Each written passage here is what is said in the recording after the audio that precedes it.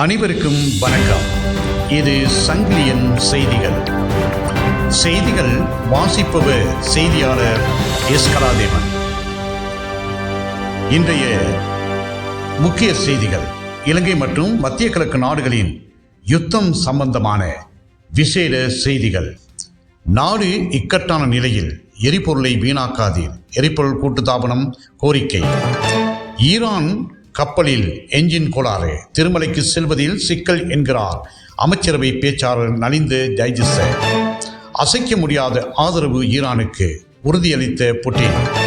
அமெரிக்காவுடன் இனி பேச்சுக்கு இடமில்லை, ஈரான் அரசு அறிவிப்பு. ஈரான் மீது 20 மடங்கு தாக்குதல், ட்ரம்ப் எச்சரிக்கை. அமெரிக்கா ஈரான் போரில் வெற்றியாளர் ரஷ்யா மட்டுமே. ஐரோப்பிய யூனியன் தலைவர் அன்டோனியா. சிஐடியின் முன்னாள் பிரதி பொலிஸ்மா அதிபர் கைது. இனி விசேட செய்திகளில் விரிவான செய்திகள். நாடு இக்கட்டான நிலையில், எரிபொருளை வீணாக்காதீர், எரிபொருள் கூட்டுத்தாபனம் கோரிக்கை, பொறுப்புடன் செயல்பட வலியுறுத்தல். ஈரான் மற்றும் இஸ்ரேல் ஆகிய நாடுகளின் எரிபொருள் இருப்புகள் மீது தாக்குதல் நடத்த ஆரம்பித்துள்ளன. எரிபொருள் இருப்பு எந்த இடத்தில் முடிவரும் என்பதை எம்மால் கூற முடியாது. ஏனைய நாடுகளைப் போன்று சுமூகமாக இந்த பிரச்சனையை எதிர்கொள்வதற்காக கைகோர்க்க வேண்டும். எனவே இது ஒரு இக்கட்டான நிலை என்பதால் அவசியமற்ற போக்குவரத்துகளை மட்டுப்படுத்தி அத்தியாவசியமான பயணங்களுக்கு மாத்திரம் எரிபொருளை செலவழிக்க வேண்டும் என இலங்கை எரிபொருள் கூட்டுத்தாபனத்தின் தலைவர் DJASTS ராஜகர்ணா பொதுமக்களிடம் கோரிக்கை முன்வைத்துள்ளார். எரிபொருள் விலை அதிகரிக்கும் மற்றும் இருப்பு தொடர்பில் விளக்கமளிக்க கொழும்பில் நேற்று ஏற்பாடு செய்யப்பட்டிருந்த விசேட செய்தியாளர் மாநாட்டிலேயே இவ்வாறு கூறினார். ஈரான் கப்பலில் என்ஜின் கோளாறு, திருமலைக்கு செல்வதில் சிக்கல் என்கிறார் அமைச்சரவை பேச்சாளர் நலிந்த ஜைதிஸ. அமெரிக்காவின் தாக்குதலால் விபத்துக்குள்ளான இரிஸ்டெனா கப்பலில் இருந்து மீட்கப்பட்ட சடலங்களை ஒப்படைக்குமாறு ஈரான் அரசாங்கம் கோரிக்கை விடுத்தால் அந்த சடலங்களை அவர்களிடம் ஒப்படைக்க இலங்கை அரசாங்கம் தயாராக இருப்பதாக அமைச்சரவை பேச்சாளர் நலிந்த ஜைதிஸ தெரிவித்தார்.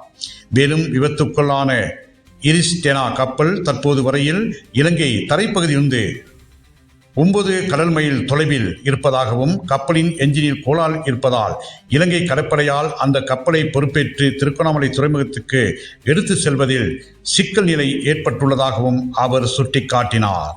அமெரிக்காவுடன் இனி பேச்சுக்கு இடமில்லை, ஈரான் அரசு அறிவிப்பு. மத்திய கிழக்கு நாடுகளில் உள்ள அமெரிக்கா இராணுவ தளங்கள் உள்ளிட்ட கட்டமைப்புகள் மீது ஈரான் தொடர் தாக்குதல் நடத்துவதால் அங்கு மிகவும் பதற்றமான சூழல் நிலை வருகின்றது. இந்த போரை உடனடியாக முடிவுக்கு கொண்டு வர வேண்டும் என உலக நாடுகள் வலியுறுத்தியுள்ளன.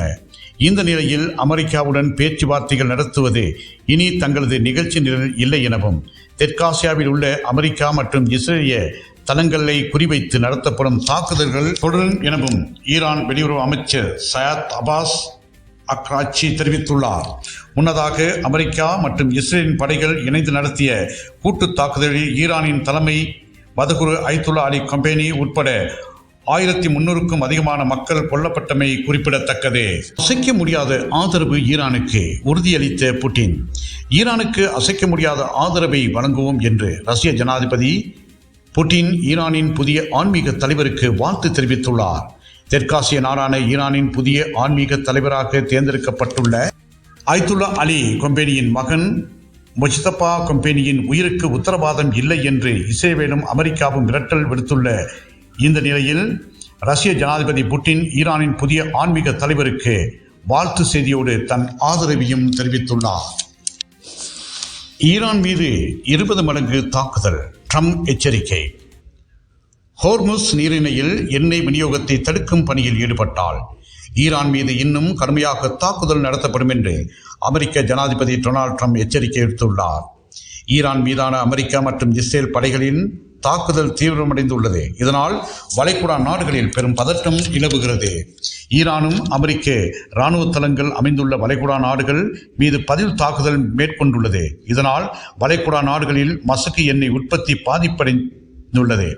ஹோர்முஸ் நீரிணை வழியாக மசகு எண்ணெய் சரக்கு போக்குவரத்தும் பாதிக்கப்பட்டுள்ளது. இதனால் பல்வேறு நாடுகளுக்கு மசகு எண்ணெய் விநியோகம் தடைப்பட்டுள்ளது. சர்வதேச நாடுகளில் எரிபொருள் மற்றும் எரிவாயு விலை ஏற்றம் கண்டுள்ளது. மசகு எண்ணெய் விலையும் அதிகரித்துள்ளது. இந்நிலையில் ஈரானுக்கு புதிய எச்சரிக்கை ஒன்றை ட்ரம்ப் கொடுத்துள்ளார். அமெரிக்க ஈரான் போரில் வெற்றியாளர் ரஷ்யா மட்டுமே. ஐரோப்பிய யூனியன் தலைவர் அன்டோனியோ. ஈரான் மீது அமெரிக்கா இஸ்ரேல் நடத்தி வரும் போரில் வெற்றி பெற்றது ரஷ்யா மட்டுமே என ஐரோப்பிய யூனியன் தலைவர் அன்டோனியோ கோஸ்டா கூறியுள்ளார். இது தொடர்பாக அவர் கூறியதாவது: ஈரான் மீதான அமெரிக்க இஸ்ரேல் படைகளின் கூட்டு தாக்குதலில் வெற்றியாளராக ரஷ்யா உள்ளது. எரிசக்தியின் விலை உயர்வு காரணமாக உக்ரைன் மீதான தாக்குதலுக்கு நிதி கிடைக்க புதிய வாய்ப்புகளை பெறுகிறது. ஈரான் மீதான தாக்குதல் நடக்காவிட்டால் இராணுவ தளவாடங்கள் உக்ரைனுக்கு கிடைத்திருக்கும். தற்போது அதுவும் கிடைக்காத காரணத்தினால் ரஷ்யாவுக்கு பலன் கிடைத்துள்ளது. மேலும் மத்திய கிழக்கில் நிலவும் மோதல் குறித்து அனைவரது கவனமும் உள்ளதால் உக்ரைன் விவகாரம் மங்கி போனது. சர்வதேச விதிகள் அடிப்படையிலான சட்டத்துக்கு அமெரிக்கா சவால் விடுத்துள்ளது. எனவே நாம் அதனை பாதுகாக்க வேண்டும் என அன்டோனியோ கூறியுள்ளார். சிஐடியின் முன்னாள் பிரதி பொலிஸ்மா அதிபர் கைது. குற்றப்புலனாய்வு திணைக்களத்தின் முன்னாள் பிரதி பொலிஸ்மா அதிபர் பிரசாத் ரணசிங்கே லஞ்ச ஊழல் விசாரணை ஆணைக்குழுவால் கைது செய்யப்பட்டுள்ளார். ஆணைக்குழுவின் விசாரணைகளுக்கு இடையூறு விளைவித்ததாக கூறப்படும் குற்றச்சாட்டின் அடிப்படையிலே அவர் கைது செய்யப்பட்டுள்ளதாக தெரிவிக்கப்படுகிறது. இந்நிலையில் பிரதி பொலிஸ்மா அதிபர் பிரசாந்த் ரணசிங்கவை பிணையில் விடுவிக்குமாறு கொழும்பு நீதிமன்றம் நேற்று உத்தரவிட்டுள்ளது. இத்துடன் சங்கிலியனின் விசேட செய்திகள் நிறைவேறுகின்றன. மீண்டும் ஒரு செய்தி அறிக்கையின் ஊடாக உங்கள் அனைவரையும் சந்திக்கும் வரை அன்பு வணக்கம்.